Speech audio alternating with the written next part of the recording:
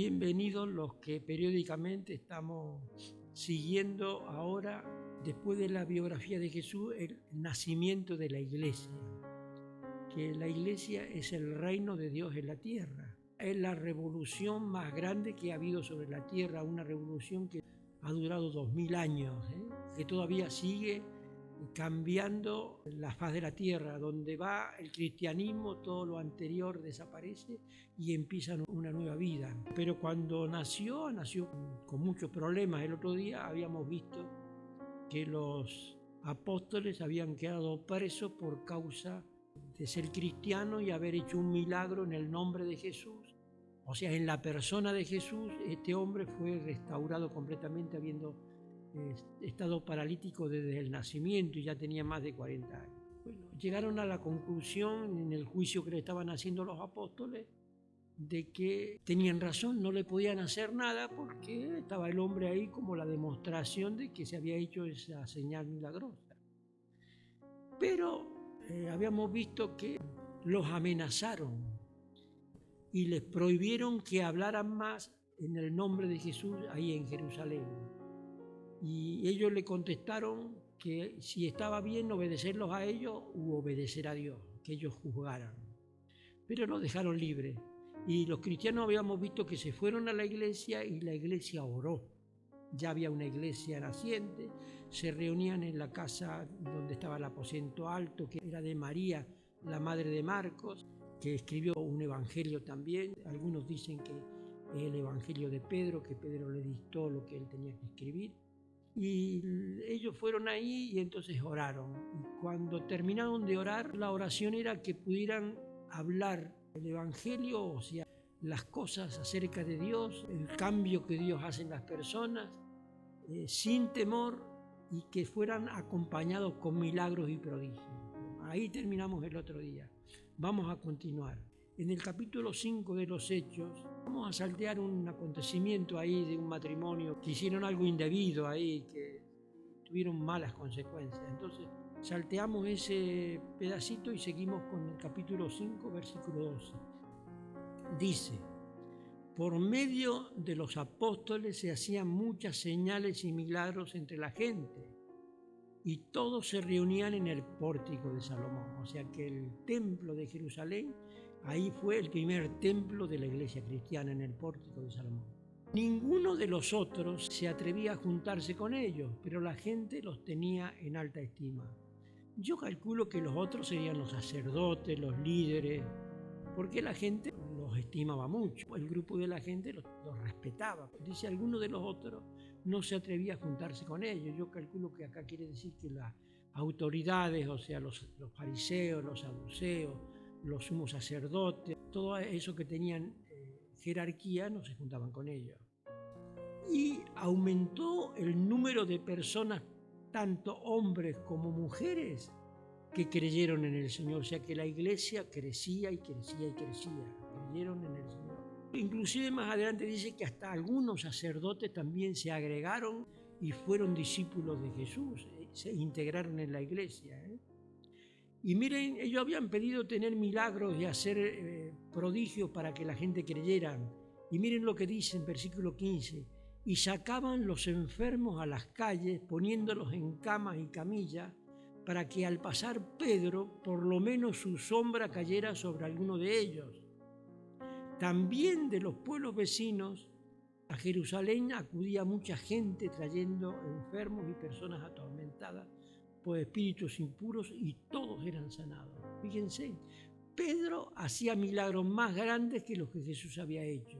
Aún la sombra de Pedro, que tocaba a los enfermos que estaban en las calles puestos en camillas, eran sanados. Y si eran de posesiones diabólicas, de curanderismo, de magia negra, porque eso de la magia negra, eso existe desde que el ser humano existe. También eran liberados, todos eran sanados. O sea que Dios contestó la oración que habían hecho ahí en la iglesia cuando fueron amenazados por los apóstoles, y que el lugar donde estaba tembló, y que eran todos llenos del Espíritu y todos recibieron el poder, porque el Espíritu es poder para los cristianos. Después continúa, versículo 17, dice: el sumo sacerdote y los del partido de los saduceos que estaban con él se llenaron de envidia. Los saduceos eran los que no creían que había resurrección. Y los cristianos predicaban que Jesús había resucitado, decía, en contra de ellos.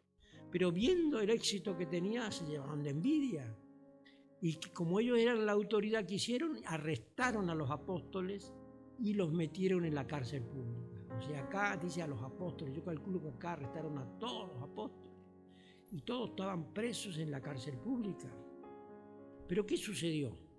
Porque el cristianismo es una religión sobrenatural, no es natural. Nosotros, la lucha nuestra es contra todas esas fuerzas del mal diabólico, curanderismo, brujería, brujos, todos esos que dicen que las hay. Bueno, el cristianismo tiene poder sobre todas esas cosas. El que se entrega a Cristo, nada de eso le va a suceder. No importa que le pongan sal en la puerta, que le pongan aceite, que le pongan una gallina negra, que qué sé yo, todas las brujerías, que le traigan tierra del cementerio, que hagan una magia, no interesa. Todas esas cosas están por abajo del cristiano.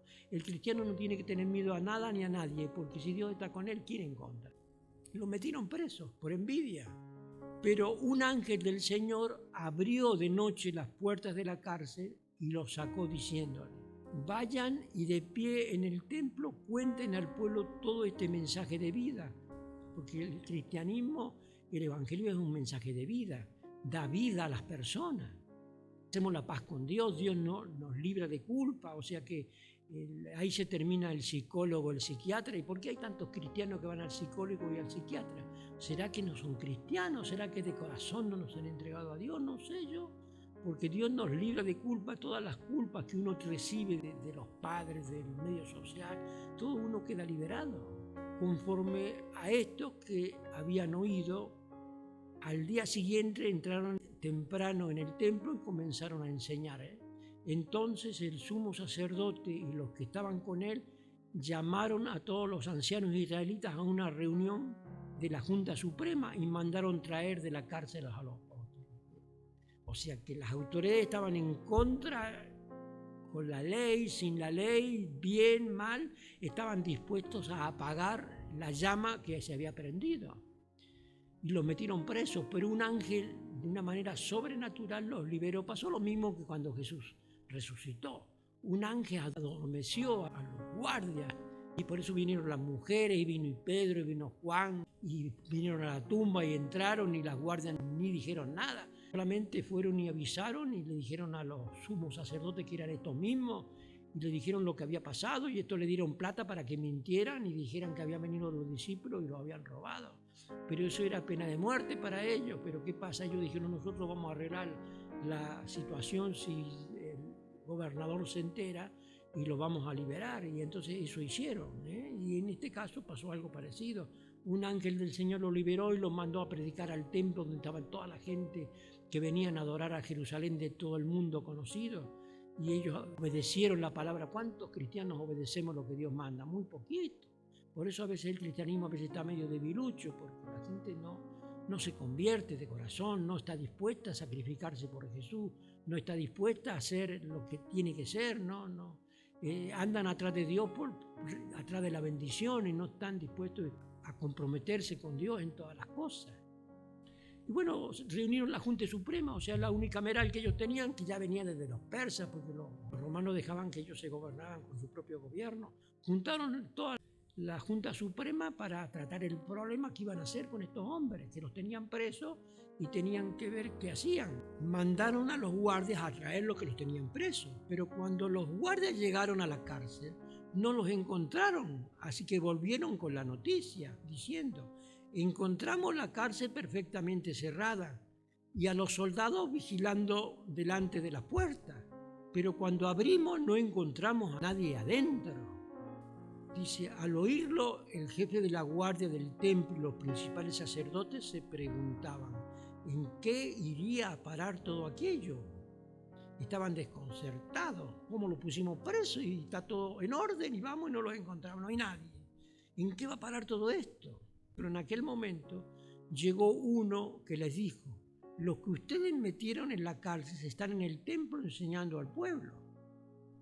El jefe de la guardia junto con los guardias fueron a buscarlos, pero no los maltrataron porque tenían miedo de ser apedreados por la gente. Al llegar, los llevaron ante la Junta Suprema y el sumo sacerdote les dijo: nosotros les habíamos prohibido terminantemente que enseñaran nada relacionado con ese hombre.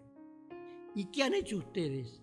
Han llenado toda Jerusalén con esas enseñanzas y encima quieren echarnos la culpa de la muerte de ese hombre. Y era la verdad, ellos lo habían matado, pero no asumían la responsabilidad. ¿Cuántas veces pasa también en nuestra justicia lo mismo? Que no asumen la responsabilidad de sus decisiones y hacen cosas contra justicia en vez de impartir justicia. Yo le digo por experiencia. Es lo mismo el ser humano a través de la historia, acomoda la situación de acuerdo a sus intereses. Pedro y los demás apóstoles contestaron: es nuestro deber obedecer a Dios antes que a los hombres. Miren con qué firmeza actuaban estos hombres que antes de que el Espíritu Santo viniera eran unos miedosos. Pero miren ahora con qué autoridad, con qué poder, con qué energía. Y ese poder es el que tenemos los cristianos hoy día y tenemos que usarlo. Entonces Pedro les da todo un discurso. Dice: el Dios de nuestros antepasados resucitó a Jesús, el mismo a quien ustedes mataron colgándolo en una cruz. Miren con qué lo estaba acusando a las autoridades que tenían el poder para ellos mandarlos a la muerte. Pero no tenían miedo. Dios lo ha levantado y lo ha puesto a su derecha y lo ha hecho guía y salvador, para que la nación de Israel se vuelva a Dios y reciba el perdón de sus pecados. Y lo mismo hace hoy en día. Nosotros seguimos al Cristo, al que Dios resucitó, y Él nos libra de culpa de pecado y nos hace personas libres y ya arregla nuestra relación con Él, y el pecado ya no se enseñoreará más de nosotros. Bueno, voy a terminar acá, voy a seguir la defensa de Pedro la próxima semana y espero que los que están siguiendo este estudio, que Dios los bendiga y que repiensen qué es lo que creen, qué es lo que no creen, y busquen a Dios, y el que busca a Dios lo va a encontrar. Espero que Dios los bendiga.